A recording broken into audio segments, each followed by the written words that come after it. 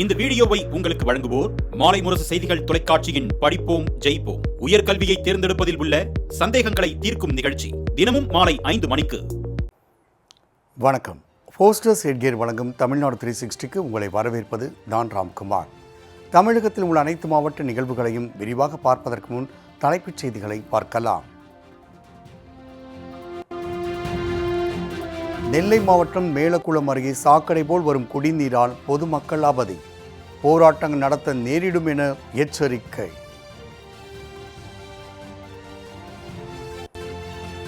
சிவகாசி அருகே பொது கழிப்பறையை இடிக்க எதிர்ப்பு தெரிவித்து பொதுமக்கள் சாலை மறியல் போராட்டத்தால் போக்குவரத்து பாதிப்பு.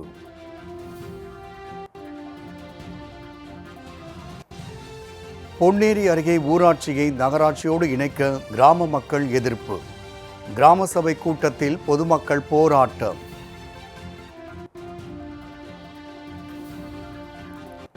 பூவிருந்தவள்ளியில் சாலையோர ஆக்கிரமிப்பு கடைகள் இடித்து அகற்றம், அதிகாரிகளுடன் வியாபாரிகள் வாக்குவாதத்தில் ஈடுபட்டதால் பரபரப்பு.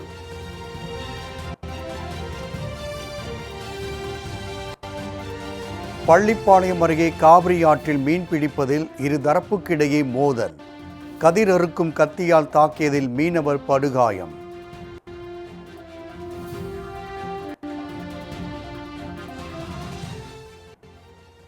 திருநெல்வேலி மாவட்டம் மேலக்குளம் அருகே பொதுமக்களுக்கு வழங்கப்பட்டு வரும் குடிநீர் தூய்மையற்ற முறையில் இருப்பதாக குற்றச்சாட்டு எழுந்துள்ளது. கீழநத்தம் பஞ்சாயத்தில் உள்ள மேலக்குளம் மேலூர் கிராமத்தில் 50க்கும் மேற்பட்ட வீடுகள் உள்ள நிலையில் இவர்களுக்கு பொது நீர்த்தேக்க தொட்டி மூலமாக குடிநீர் வழங்கப்பட்டு வருகிறது. இந்நிலையில் கடந்த 15 நாட்களாக குடிநீர் மாசடைந்து காணப்படுவதாகவும் இதுகுறித்து ஊராட்சி அலுவலகத்தில் பலமுறை புகார் அளித்தும் நடவடிக்கை எடுக்கப்படவில்லை என்பது பொதுமக்களின் குற்றச்சாட்டாக உள்ளது.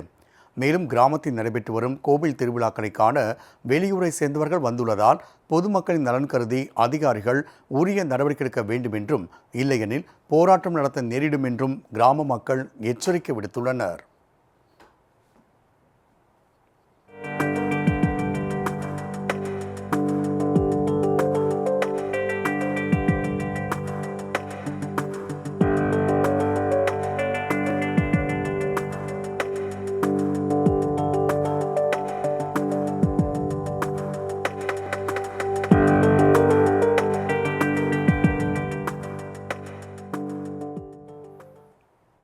பஞ்சாயத்து யூனியன் கீழநத்தம் பஞ்சாயத்து பகுதியில் உள்ள மேலக்குளம் மேலூர் பகுதியில் கடந்த 15 நாட்களுக்கும் மேலாக குடிநீர் வரவில்லை. குடிநீர் மட்டுமல்ல, ஆற்று குடிநீரில் உள்ள கழிவுநீர் போல் வருகிறது ஆற்று குடிநீரும். அதை சரி செய்து சேர வேண்டும் என்று பலமுறை கேட்டும் கீழநத்தம் பஞ்சாயத்து நிர்வாகம் மந்தமாக செயல்படுகிறார்கள். எந்த திறனற்ற பஞ்சாயத்து நிர்வாகம் என்றால் கீழநத்தம் பஞ்சாயத்து நிர்வாகம் மக்கள் பிரச்சனையில் தலையிடுவதே இல்லை, எந்த மக்கள் பிரச்சனைகளையும் செய்வதில்லை. இங்கு மட்டுமல்ல, கீழநத்தம் பஞ்சாயத்து கேடிசி நகர், கீழநத்தம், தெக்கூர், வடக்கூர் எந்த பகுதியிலுமே ஆற்று குடிநீர் முறையாக வருவதில்லை. கேடிசி நகரில் கடந்த 15 நாட்களுக்கு மேலாக வருவதில்லை. இது குறித்து பலமுறை புகார் தெரிவித்தும் மந்தமாக செயல்படுகிறார்கள். சிவகாசி அருகே பொது கழிப்பறையை இடிக்க எதிர்ப்பு தெரிவித்து ஏராளமான பெண்கள் சாலை மறியல் போராட்டத்தில் ஈடுபட்டனர். சிவகாசி மாநகராட்சிக்குட்பட்ட திருத்தங்கள் செங்குளம் கண்மாய் கரையை ஒட்டியுள்ள பகுதியில் குடிநீர் மேல்நிலை நீர்த்தேக்க தொட்டியும் அதன் அருகே நம்ம டாய்லெட் திட்டத்தின் கீழ் பொது கழிப்பறையும் கட்டப்பட்டு அப்பகுதி மக்கள் பயன்படுத்தி வந்துள்ளனர்.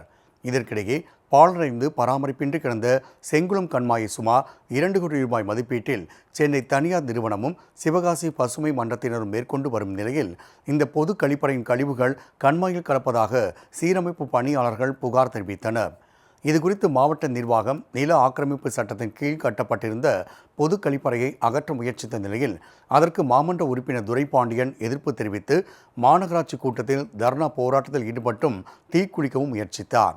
இதையடுத்து மாநகராட்சி கூட்டத்தில் பெரும்பாலான மாமன்ற உறுப்பினர்கள் ஆதரவு தெரிவித்ததால் கழிப்பறையை இடிக்கும் தீர்மானம் ஒத்திவைக்கப்பட்டதாக அறிவிக்கப்பட்டது. இந்நிலையில் வருவாய்த்துறையினர் நில ஆக்கிரமிப்பு சட்டத்தின் கீழ் கட்டப்பட்டிருக்கும் பொது கழிப்பறையை இரவோடு இரவாக இடிக்க முயற்சித்த நிலையில் இதற்கு எதிர்ப்பு தெரிவித்த கவுன்சிலர், திமுக மற்றும் இந்திய கம்யூனிஸ்ட் கட்சி நிர்வாகிகள் தலைமையில் அப்பகுதி மக்கள் திருத்தங்களில் இருந்து செங்கமலா நாச்சியாபுரம் செல்லும் சாலையில் மறியல் போராட்டத்தில் ஈடுபட்டதால் போக்குவரத்து பாதிக்கப்பட்டது.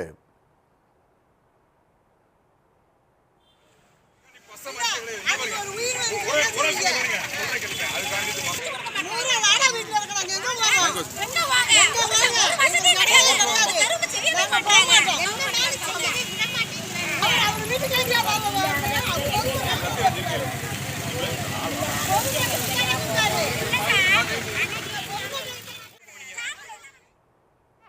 வெளியூர்ல இருந்து வர்றவங்களுமே இந்த லெட்டின்ல கிட்டத்தட்ட 1000 பேர் 2000 பேர் வந்து போய்கிட்டு இருக்கிற இடம் இது. எந்த மக்களுக்கு இடைஞ்சல் இல்லாம போயிட்டு இருக்கிற லெட்டின் இது. எங்க அதிகாரிக கட்டித்தர்றோம் எங்களுக்கு புதுசா அப்படின்னு சொல்லி பொய் சொல்லி ஏமாத்திட்டு நைட்டோட நைட்டா நேத்து வந்து இடிச்சிட்டாங்க. வாக்குறுதி கொடுத்தாங்க. இன்ஸ்பெக்டர்ல இருந்து டிஎஸ்பில இருந்து எல்லாருமே கவுன்சிலர் மேல தீ குளிக்க முயன்றப்ப கீழே இறங்குங்க, மாற்று லெட்டின் நாங்க கட்டித்தர்றோம் அப்படின்னு சொல்லி எல்லா அதிகாரிகள் கிட்ட வாக்குறுதி கொடுத்துட்டு அதை நிறைவேற்றவே இல்லை. நைட்டோ நைட்டா வந்து நேத்து இடிச்சிட்டாங்க. எங்களுக்கு பதிலுக்கு லெட்டின் கட்டி கொடுக்காம இந்த போராட்டம் தொடர்ந்துகிட்டே தான் இருக்கும். இந்த ஊர் மட்டும் இல்ல, நகராட்சியோடு இணைக்க கிராம மக்கள் எதிர்ப்பு தெரிவித்து வருகின்றனர்.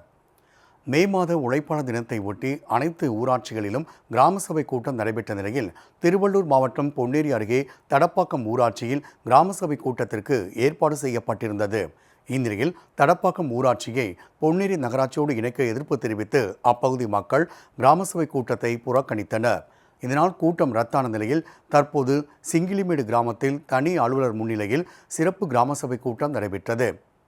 இதில் பங்கேற்ற கிராம மக்கள் ஊராட்சியை நகராட்சியோடு இணைப்பதால் 100 நாள் வேலை திட்டம் பறிபோகும் என்றும், வீட்டு வரி, சொத்து வரி, குடிநீர் வரி போன்றவை பன்மடங்கு அதிகரிக்கும் அபாயம் உள்ளதாலும் தடப்பெரும்பாக்கம் ஊராட்சியை நகராட்சியோடு இணைக்கக்கூடாது என முழக்கங்களை எழுப்பி போராட்டத்தில் ஈடுபட்டனர்.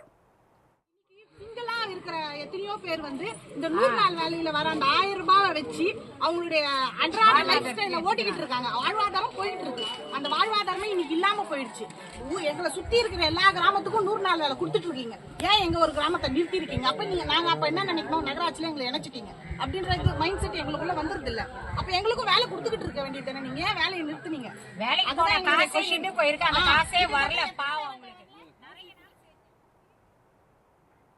பூவிருந்த வழியில் சாலையோர ஆக்கிரமிப்பு கடைகள் இடித்து அகற்றப்பட்டதால் கடையின் உரிமையாளர்கள் அதிகாரிகளோடு வாக்குவாதத்தில் ஈடுபட்டனர். பூந்தமல்லி அடுத்த குமணஞ்சாவடியிலிருந்து மாங்காடு செல்லும் சாலையில் இருபுறங்களிலும் பொதுமக்கள் நடந்து செல்லும் பாதைகள் ஆக்கிரமிக்கப்பட்டு கடைகள் அமைக்கப்பட்டுள்ளன. இந்நிலையில் ஆக்கிரமிப்பு கடைகளை காவல்துறையின் உதவியோடு நெடுஞ்சாலைத்துறை அதிகாரிகள் அகற்றும் பணியில் ஈடுபட்டனர். நடைபாதையில் உள்ள கடைகள் மற்றும் கடை போர்டுகளை ஜேசிபி வாகனங்களை கொண்டு இடித்து அகற்றினர். இந்நிலையில் உரிய முன்னறிவிப்பு ஏதும் கொடுக்காமல் கடைகளை இடிப்பதாக கடையின் உரிமையாளர்கள் புகார் தெரிவித்தனர். உரிய கால அவகாசம் கொடுத்திருந்தால் கடையின் பொருட்களுக்கு சேதம் ஏற்படாமல் நாங்களே எடுத்திருப்போம் என கூறி வாக்குவாதத்தில் ஈடுபட்டனர். அவர்களை போலீசார் அப்புறப்படுத்திய நிலையில் ஆக்கிரமிப்புகள் அகற்றும் பணி தொடர்ந்து நடைபெற்றது.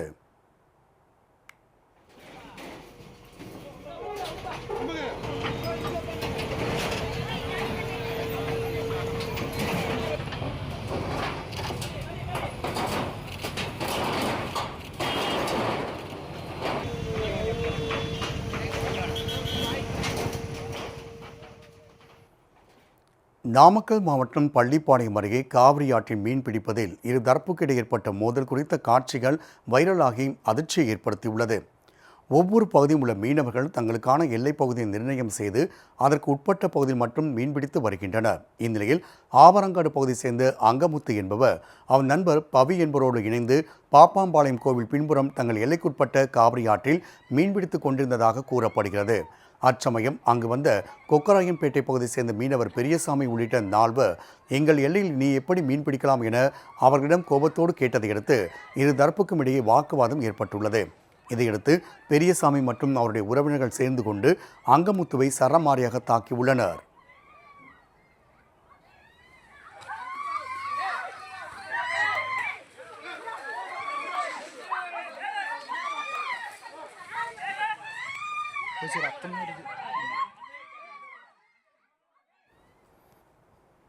இச்சம்பவத்தை தட்டி கேட்க வந்த அங்கமுத்துவின் உறவினர் ஜெயராஜ் என்பவரை நெல் கதிர் அறுக்கும் கத்தியால் தாக்கி பல்வேறு இடங்களில் காயங்களை ஏற்படுத்தியதாக கூறப்படுகிறது.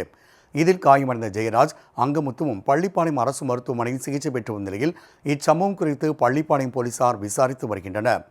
இரு தரப்பினர் மோதிக்கொண்டு பதைபதைக்க வைக்கும் காட்சிகள் வெளியாகிய அப்பகுதியில் பதற்றத்தை ஏற்படுத்தியுள்ளது. எனக்கு அதுக்கு சம்மந்தமே இல்லைண்ணா. நான் டெய்லி அங்கே நான் வேட்டைக்கு போவேன். எந்த இடத்துக்குங்கண்ணா? கொக்கராம்பட்டைக்கு. என்னையெல்லாம் விட்டுட்டு தான் இருந்தாங்க. நான் அந்த நாள் தான் இவங்க வேற எங்கே தான் போனது.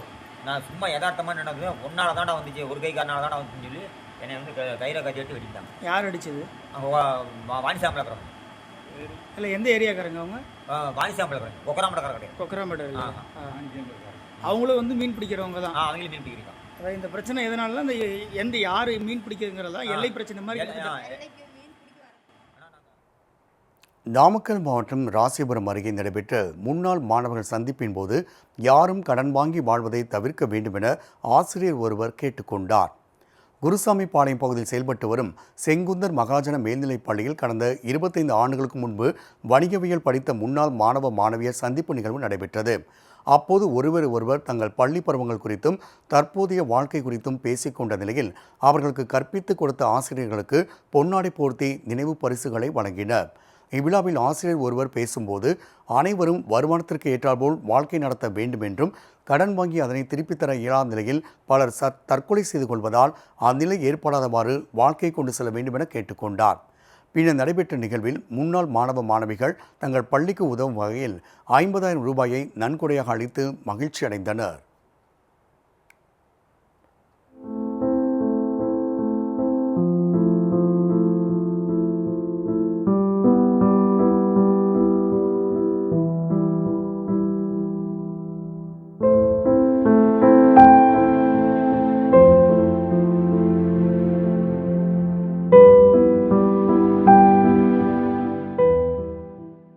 தென்காசி மாவட்டம் சங்கரன் கோவிலில் திறக்கப்பட்ட பேருந்து நிலையம் பொதுமக்கள் நிற்பதற்கு நிழற்குடை இல்லாமல் அமைக்கப்பட்டுள்ளதாக அமைச்சர் மற்றும் சட்டமன்ற உறுப்பினர் தங்களது அதிருப்தியினை வெளிப்படுத்தியுள்ளனர். சங்கரன்கோவில் நகராட்சி மையப்பகுதியில் இயங்கி வந்த அண்ணா பேருந்து நிலையம் பேருந்துகள் வந்து செல்வதற்கும் பொதுமக்கள் பயன்பாட்டிற்கும் உரிய வசதி இல்லை என்பதால் நகராட்சி சார்பில் சுமார் 9 கோடி ரூபாய் மதிப்பீட்டில் புதிய பேருந்து நிலையம் அமைக்க திட்டமிடப்பட்டது. இதையடுத்து பல ஆண்டுகள் செயல்பட்டு வந்த காந்தி நூற்றாண்டு நாளங்காடி உள்ளிட்டவைகள் இடித்து அகற்றப்பட்டு புதிய பேருந்து நிலையம் அமைக்கும் பணிகள் தொடங்கப்பட்டது.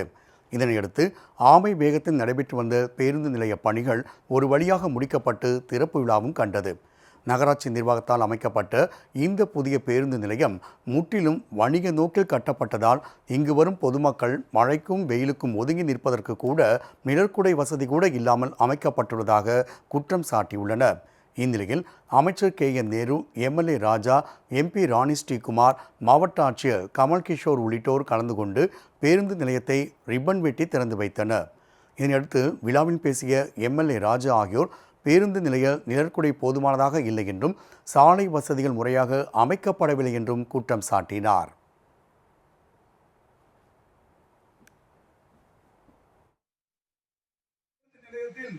மக்கள் நிழல் கூட சிறிதாக இருக்கிறது என்பதை தொடர்ந்து மக்கள் எல்லோரும் மனு கொடுத்தார்கள். அந்த அடிப்படையில் அதை அகலப்படுத்தி தர வேண்டும். அந்த பேருந்து நிலையத்துக்கு அந்த புறம் இருக்கக்கூடிய சாலை முழுமையாக வேலை நடக்காமல் இருக்க அதுக்கு நிதி ஒதுக்கி அந்த சாலை போடப்பட்டால் தான் முழுமையாக பேருந்துகள் சென்று உள்ளே வருவதற்கு மக்களுக்கு இடையூறில்லாமல் இருக்கும்.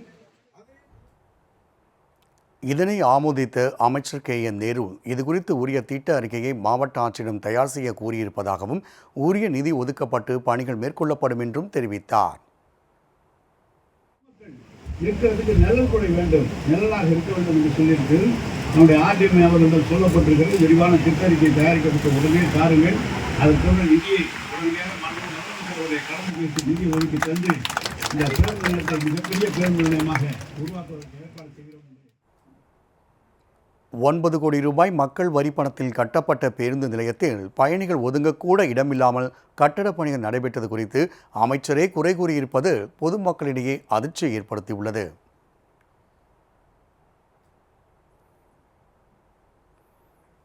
போஸ்டர்ஸ் எட்கர் வழங்கும் தமிழ்நாடு 360யில் அடுத்து வருவது ஊர் நிகழ்வுகளை விரைவாக வழங்கும் உள்ளூர் எக்ஸ்பிரஸ்.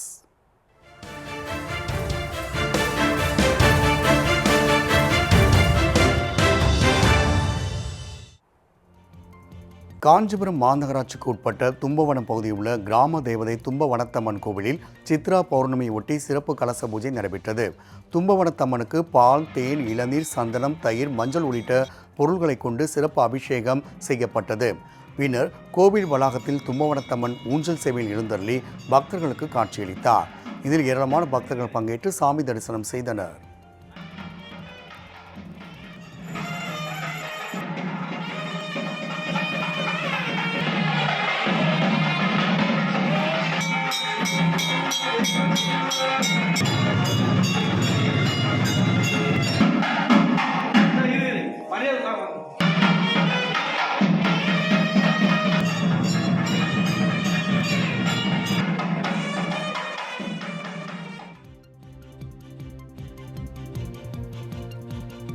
கள்ளக்குறிச்சி மாவட்டம் தில்லை கோவிந்தராஜ பெருமாள் கோவிலின் சித்திரை தேரோட்டம் வெகு விமர்சையாக நடைபெற்றது. இதில் கள்ளக்குறிச்சியை சேர்ந்த பிரபல திரைப்பட இயக்குனர் AR முருகதாஸ் மற்றும் அவர் குடும்பத்தினர் பங்கேற்று சாமி தரிசனம் செய்தனர்.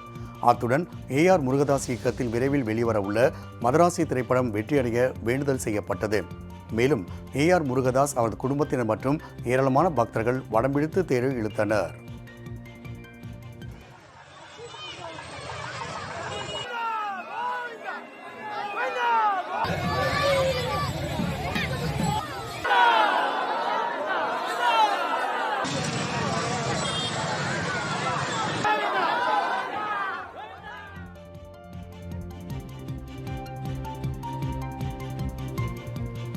திருச்சி மாவட்டம் மணப்பாறை நகரின் மையப்பகுதியில் அமைந்துள்ள வேப்பிலை மாரியம்மன் கோவிலின் சித்திரை திருவிழா கடந்த ஏப்ரல் 27ஆம் தேதி காப்பு கட்டுதலோடு தொடங்கியது. விழாவின் முக்கிய நிகழ்வான அம்மன் குதிரை வாகனத்தில் எழுந்தள்ளி திருவீதி உலா செல்லும் வேடபரி திருவிழா வெகு விமர்சையாக நடைபெற்றது. இதில் இளைஞர்கள் காட்டு முனியப்பன் கோவிலிருந்து பல்வேறு வண்ணக்கொடிகளோடு படுகளம் ஓடி வந்தனர். மாரியம்மன் கோவிலை அடைந்தவுடன் அலங்கரிக்கப்பட்ட அம்மன் மின்னொளியில் ஜொலித்த குதிரை வாகனத்தில் வைக்கப்பட்டு வேடபரி நிகழ்ச்சி தொடங்கியது. மழையும் பொருட்படுத்தாமல் இளைஞர்கள் குதிரை வாகனத்தை தோளில் சுமந்து வந்தனர். அத்துடன் பெண்கள் முளைப்பாரி சுமந்து வந்து நேர்த்திக்கடன் செலுத்தினர்.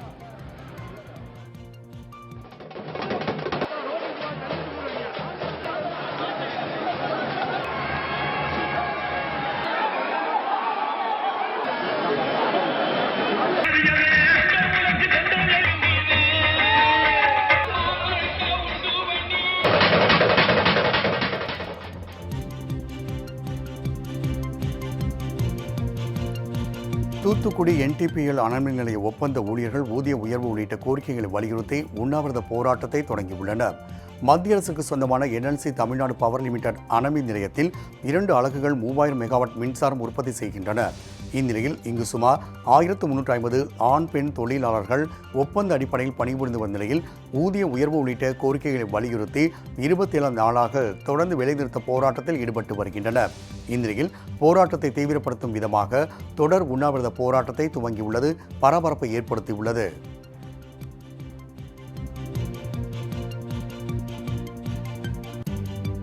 திண்டுக்கல்லில் பிரயன் பூங்காவில் சுற்றுலா பயணிகளுக்கு இரவு 7 மணி வரை அனுமதிக்கப்படுவதாக தோட்டக்கலைத்துறை சார்பாக தெரிவிக்கப்பட்டுள்ளது. கொடைக்கானலில் பிரயன் பூங்காவில் காலை 9 மணி முதல் மாலை 6 மணி வரை மட்டுமே அனுமதிக்கப்பட்டு வந்த நிலையில் சுற்றுலா பயணிகளுக்கு போதிய நேரம் கிடைப்பதில்லை என்று கோரிக்கை எழுந்தது. இந்நிலையில் பூங்காவிற்கு இரவு 7 மணி வரை அனுமதிக்கப்படுவதாக தோட்டக்கலைத்துறை சார்பாக தெரிவிக்கப்பட்டுள்ளது. மேலும் வண்ண விளக்குகள் அமைத்து கூடுதலாக 1 மணி நேரம் அனுமதிக்கப்பட்டு சுற்றுலா பயணிகள் ஆர்வத்துடன் புகைப்படம் எடுத்து வருகின்றனர்.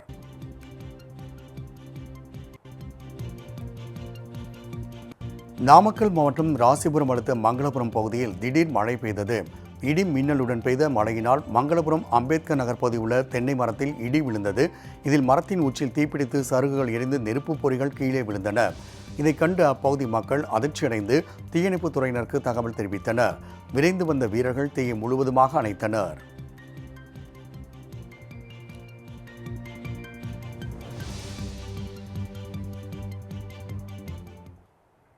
போஸ்டர்ஸ் எட்கேர் வழங்கும் தமிழ்நாடு 360யில் மாவட்டங்களில் நடைபெற்ற விளையாட்டுச் செய்திகளை வழங்க வருகிறது விளையாட்டுக் களம்.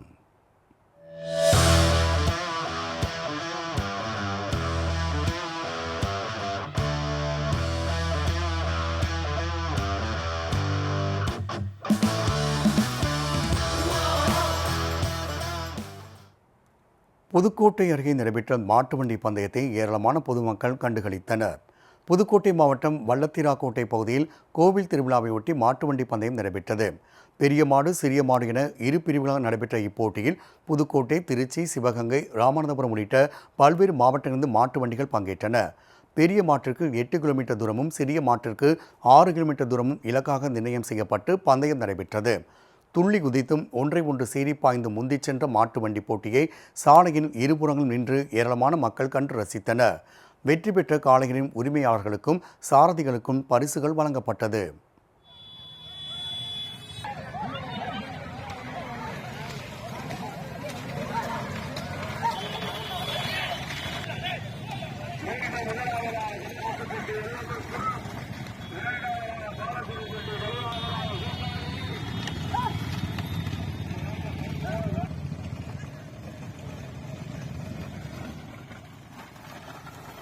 இதேபோன்று அறந்தாங்கி அடுத்த மணல்மேல்குடி அருகே அம்மன் கோவில் திருவிழாவை முன்னிட்டு மாட்டு வண்டி பந்தயம் நடைபெற்றது. போட்டியில் திருச்சி, தஞ்சாவூர், புதுக்கோட்டை, ராமநாதபுரம், சிவகங்கை உள்ளிட்ட பல்வேறு மாவட்டத்திலிருந்து கொண்டு 100க்கும் மேற்பட்ட மாட்டு வண்டிகள் கலந்து கொண்டன. ஒவ்வொரு பிரிவுகளிலும் முதல் 3 இடங்களை பிடித்த மாட்டின் உரிமையாளர்களுக்கும் மொத்தமாக 1,58,000 ரொக்க பரிசும் கோப்பைகளும் வழங்கப்பட்டது.